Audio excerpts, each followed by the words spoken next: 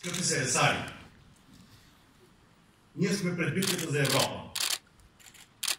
Битка за това дали Европа ще продължи по същия начин, по който се е развивала, дали ще запазим Европа такава, каквато ни беше завещана от Шуман и Конрад Аденауер, или разделена от крайни националисти, евроскептици, крайни леви и крайно десни.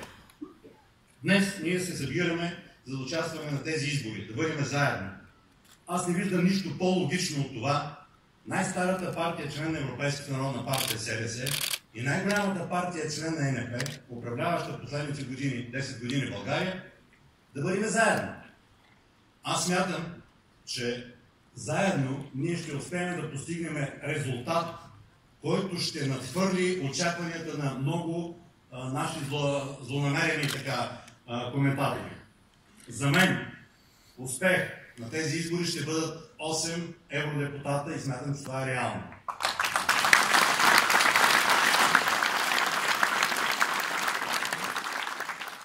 За мен успех ще бъде, че тези 8 евродепутата ще бъдат със сигурност в партия на Европейската народна партия, членове на Европейската народна партия.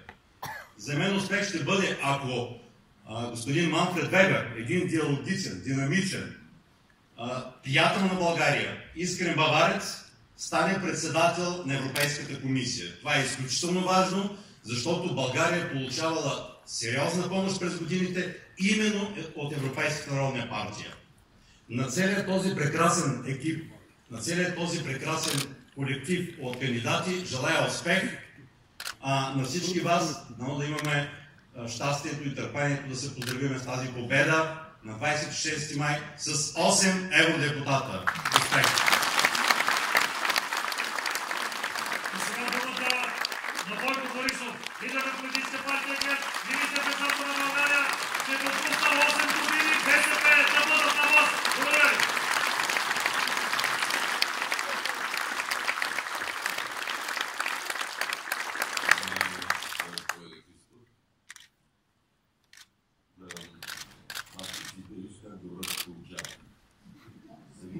На демократичните граждани за европейско развитие на България.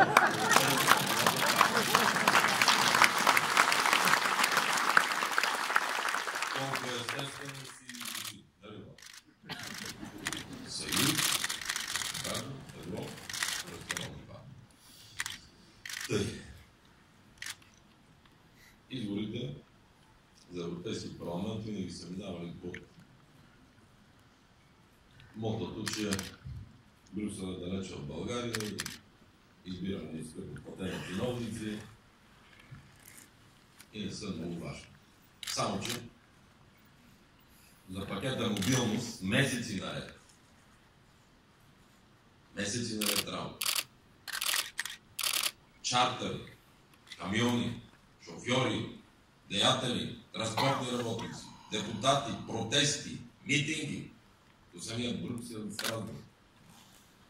И накрая двама, излъчени от България евродепутати, не отиват на гласуване. Трима, но с 2 гласа тази сага не приключи в полза на България. Понеже Андрей Новаков спава, пътува с камион, кабини.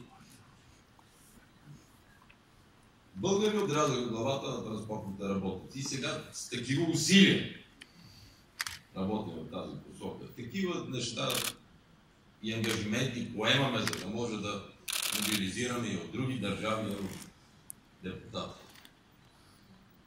За да го отложим по възможност по време. Важно ли е тогава? Колко е транспортният бранш? Колко хора работят на него? Важно ли? И после резултатът какъв е? 5 години е бил там, сега слага друг водач на листа. Това е наказание. Аз за нашите опоненти в ляво не искам да говоря, защото те не са ми интересни.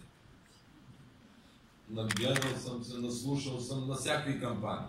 Они бяха боксьори, борци, клипове, кризи в буклука Вало. Помниш ли какво ни правят? Ходите да чистят с вълка нощно време. помощ. По-ме яд за тези, които казват, са дясни. И се борят да имат един или двама най-добри депутати. И цялата им кампания ще бъде против нашия съюз. Съюза на демократичните сили. Те не се бият с БСП.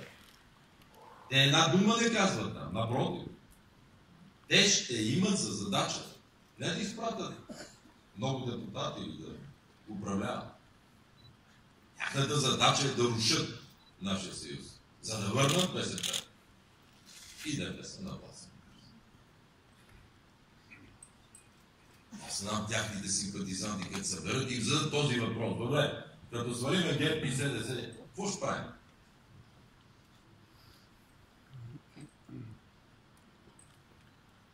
Не знам дали си задава това.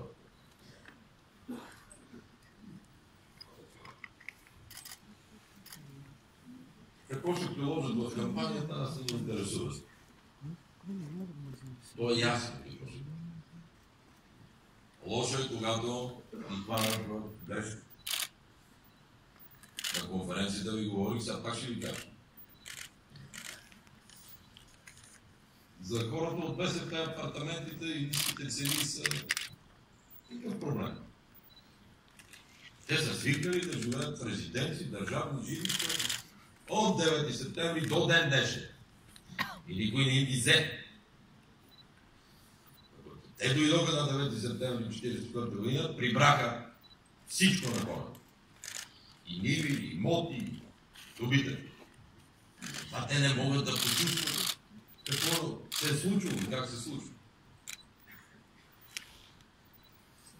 Лошо ни удариха и от това зависи дали сме ги сложили добра обица на ухото. Голяма обица на ухото. Аз нямам съмнение, че тази листа е по-добра от всяка една. Нямам съмнение, че гледайки я, непредубеденият човек вижда успели, млади, интелигентни, знаещи, можещи и красиви хора.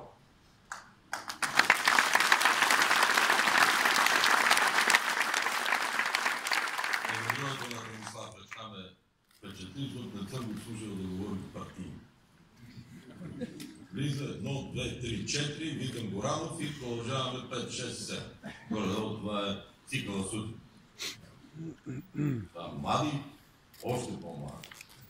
Ние се оставяме на народ на младите, които са още по-млади.